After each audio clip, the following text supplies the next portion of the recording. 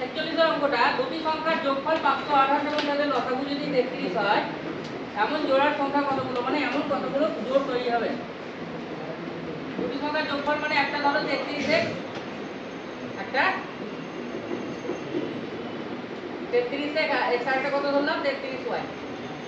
তাহলে যদি যোগফল হয় আমরা বলবো কি সরাসরি 33x + 33y = 528।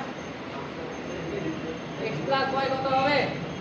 এক এক করো, এভাবে লিখলে তোমরা বুঝতে পারবে না। 33 কমন নিয়ে নাও নাকি, x + y সমান কত?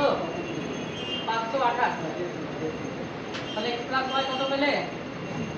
528 33 দিয়ে কাটাকুটি করলে কত হলো? 33 থেকে 33 নাকি 16।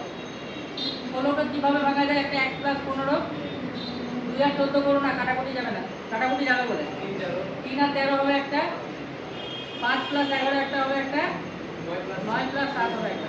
বলে যে কটা জোড় তৈরি হচ্ছে? 4টে জোড়, 4 জোড়।